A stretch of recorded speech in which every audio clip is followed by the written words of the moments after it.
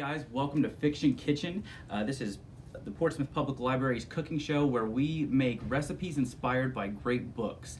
The series that we are going to take inspiration from today is the Percy Jackson series. There's a couple of weird foods in that series. These are demigod children of gods that we're talking about in the book. So they have nectar and ambrosia, which are like the food and drink of the gods that cure all wounds. Obviously, I'm not going to be able to make that, but there is something that I've always wanted to try just because they made it sound so good. I'm going to read an excerpt from The Lightning Thief, the first book in the series. I recoiled at the taste because I was expecting apple juice. And he's talking about drinking nectar for the first time. It wasn't that at all. It was chocolate chip cookies, liquid cookies. And not just any cookies. My mom's homemade blue chocolate chip cookies, buttery and hot with the chips still melting. I don't know about you, but that gets my mouth watering. So Sally Jackson's blue chocolate chip cookies are what we're going to be making today, so let me show you how we're going to do that. When you're baking, it's really important to preheat your oven before you start making your dough. We'll be preheating the oven to 350 degrees Fahrenheit. If you're not sure how to do that, have a parent or guardian or somebody show you how. Alright, for this recipe we are going to be using 1 entire stick of butter. You want to let this sit at room temperature for at least an hour beforehand. You do want it to be pretty soft so that when you press on it, it actually gives quite a bit, okay? Then we're also going to be using 3/4 a cup of light brown sugar, 1 egg. We're going to be using some vanilla extract. We have right here a teaspoon, 1/4 a teaspoon of salt, or you can just give a good pinch. Here we have about 1 1/4 cups of flour, 1 cup of chocolate chips. You can do a little more if you want, or a little less. It's up to you. Depends on how chocolatey you want it. And then you want to get some blue food coloring, and we're going to add that at the end. And you'll be able to add as little or as much as you'd like. All right, let's get started on how we're going to put the cookies together. All right, the first step is we are going to add our entire stick of butter, and again, this is softened. And we are going to do what's called creaming the sugar and butter together. Really, we're just going to blend it until it's light and fluffy. So we're going to add both into the same bowl.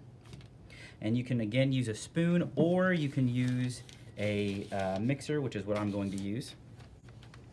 And you're just going to blend this together until it's uniform and it's just like a nice, light, fluffy texture.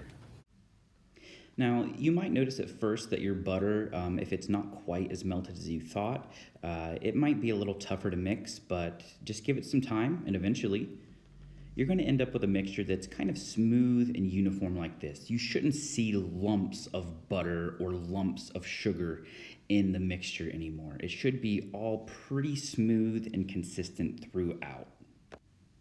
Once we're done mixing the butter and sugar together, we're going to go ahead and add in 1 egg. And you want to go ahead and add in the whole egg. This is one of the reasons why they say, don't eat your cookie dough, because it does contain raw egg. So be careful of that.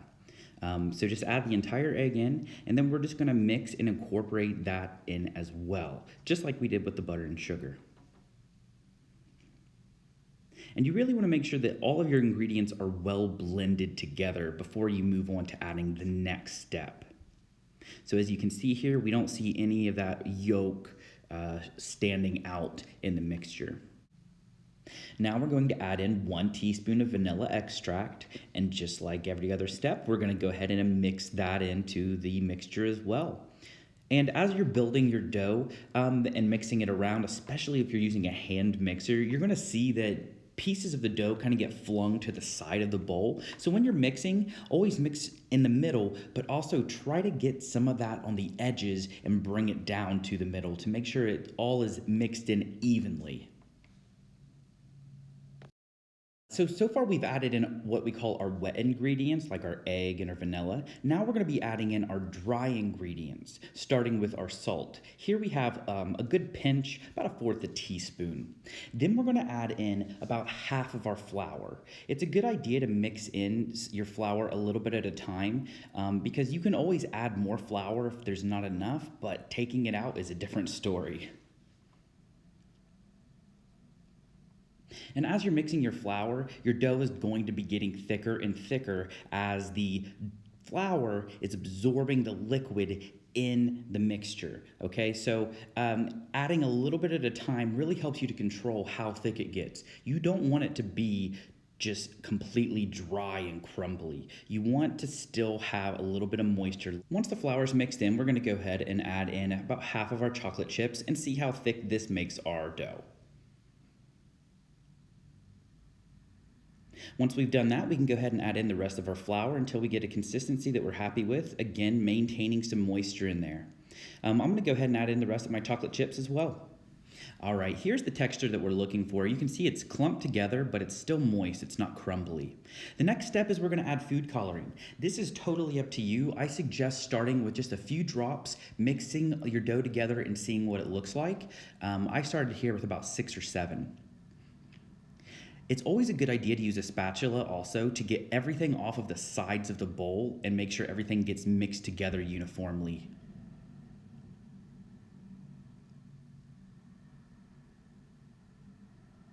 Here's what it looked like after I added in about 6 to 7 good sized drops. You can see it has a nice blue tinge to it. Now we're ready to bake. Now that our dough is made and our oven is preheated to 350 degrees, we're ready to start making our dough balls. I suggest starting with about 2 to 2.5 tablespoons worth of dough per dough ball, and you do not need to pre-grease your pan. You don't need to add any butter or oil to it. The butter in the cookie will suffice. Now, another thing is you don't need to press down when you're making your cookie dough balls.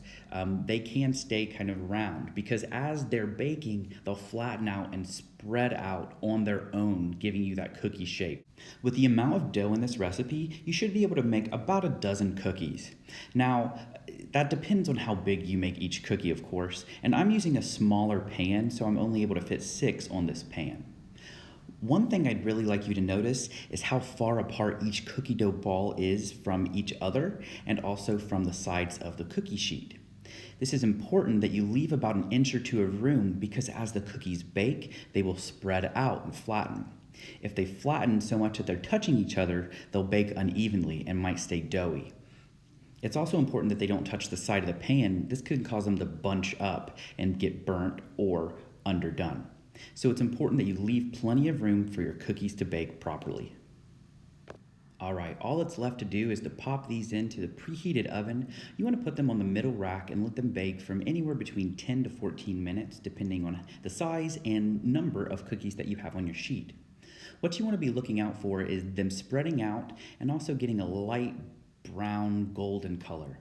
You don't want them to get too dark. You want to see them be just slightly doughy in the middle when you're ready to take them out because they will finish cooking once you remove them from the oven, and nothing's worse than an overbaked cookie. All right, after baking for about 13 minutes and then cooling for another 10 or so, we have these amazing blue chocolate chip cookies. These are nice and golden brown and crispy around the edges and fudgy and blue in the middle. Now that they're done, I think it's time to sit down with a big glass of milk, a good book, and 2 or 12 of these awesome cookies. I think Percy's mom would be really proud. Thanks so much for joining us for this edition of Fiction Kitchen. I hope you followed along and it turns out amazing. For the full recipe, you can see the description. You can also subscribe or check back each month for more fiction-inspired recipes. If you're interested in the Percy Jackson series or similar books, come into the library, call us at 740-354-5688, or email us at reference@yourppl.org. We would love to help pair you with the perfect read. Thanks again for joining us for Fiction Kitchen. We'll see you next time.